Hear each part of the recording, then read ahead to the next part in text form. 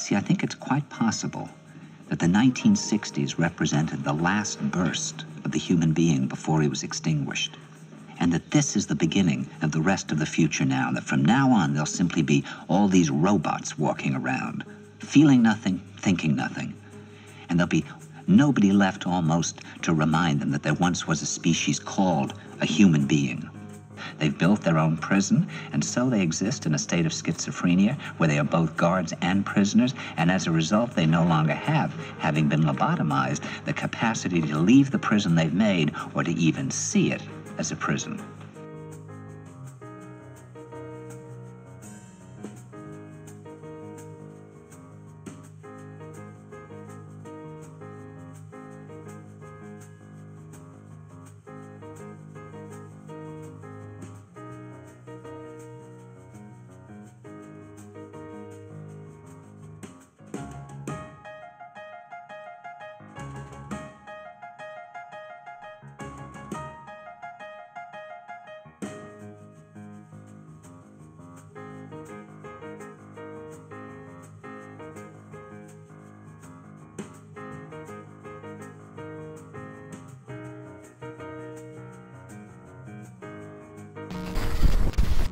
Several states are now trying to centralize currency with a so-called central bank digital currency, which is, by the way, not currency at all. It's software.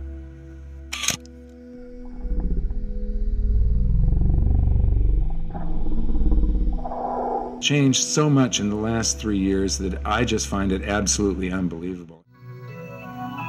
Now, there's something I'd like to talk to you about at this particular moment. That's about the one thing that we won't be able to do together unless we all become as one. And if we all become as one, and then we can walk through it together. Now, I ain't walked through it all the way yet, but there was a time I walked into it, and I had to go into it alone. That's this place called the Halls of Karma. Now, when you go into the Halls of Karma the way I did, I don't know, it might have been a hallucination, but I think it was real. See, I felt the presence of the two energies, the positive and the negative, or God and the devil, however you want it.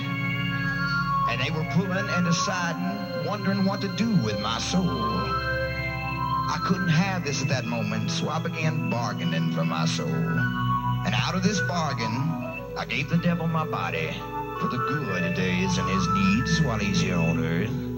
And the Lord, he's got my mind for the good of the universe and for the good of man.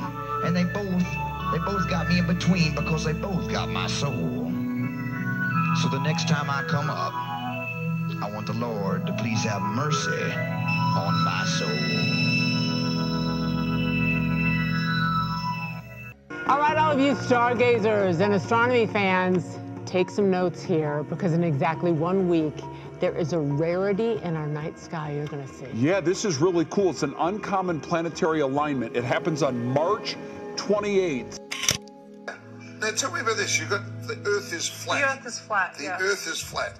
Why are you talking about a flat, non-rotating, stationary atmosphere, Earth, non-rotating Earth, non-rotating Earth, non-rotating Earth? Yes, we are bored. We're all bored now. But has it ever occurred to you, Wally, that the process that creates this boredom that we see in the world now may very well be a self-perpetuating, unconscious form of brainwashing?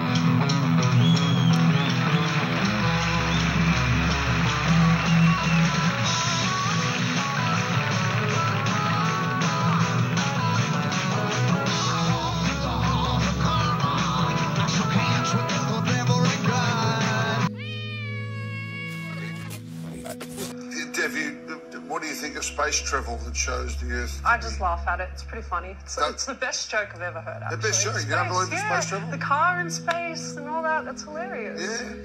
Yeah. The reason why it was so vivid last night is because this was the strongest geomagnetic storm we've seen in about 6 years. Why are you talking about a flat, non-rotating, stationary atmosphere, Earth, non-rotating Earth, non-rotating Earth, non-rotating Earth. If it's a ball, if we're on a ball, if this is so wild. Wild and rare. Bill Murtaugh with the NOAA Space Weather Prediction Center says we had a severe level 4 geomagnetic storm after an eruption on the sun that came toward Earth. You know, when you just believe in just a flat Earth, then, you know, we can agree that we can go to the beach and, you know, the horizon is going to be straight and flat, and you can go a couple feet above ground and the horizon will still be flat. You can even go as high as 120,000 feet above ground, and you can see the boats that apparently went over the curve. You can see them from up there, so there's no curve. Minnesota skies were set ablaze Thursday night. I've never seen anything quite like that. NASA.gov. So he said go to page 35. 5, 6, 7, 8, 9, 10, 11, 12, 13, 14, 15, 16, 17, 18, 19.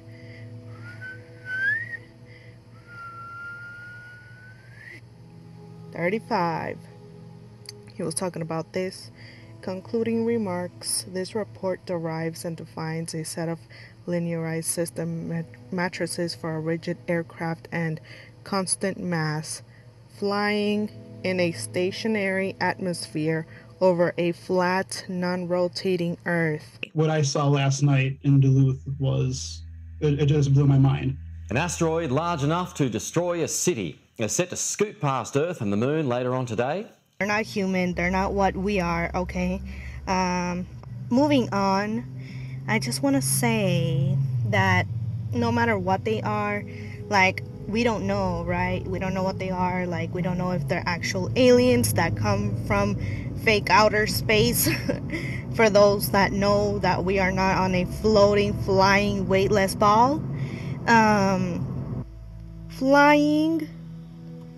I'm not crazy, right? You're reading this with me. Flying in a stationary atmosphere over a flat, non-rotating Earth. And this is for an aircraft. 1987. 1987. Why couldn't you say a ball rock Earth? Rotating, spinning ball rock Earth. 1,000 mile per hour spinning, rotating ball rock Earth. What? NASA? NASA.gov? Are you kidding me? NASA says the asteroid will be visible through binoculars and small telescopes across most parts of the world before making a return in around about 3 years' time.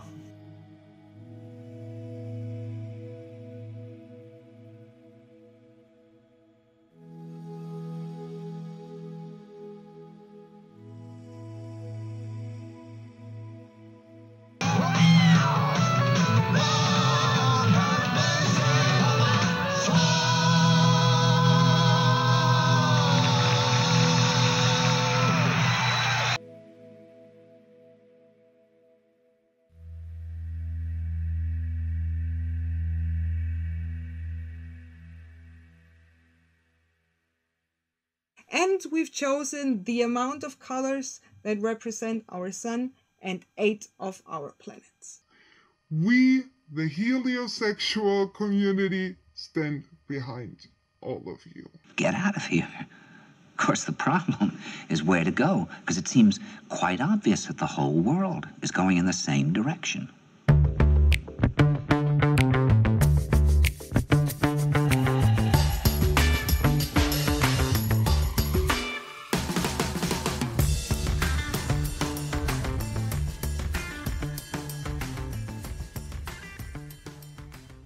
And it's not just a question of individual survival, Wally, but that somebody who's bored is asleep, and somebody who's asleep will not say no. Thanks a lot for searching that out. I appreciate that. Fisherman in the box. Fisherman in a box.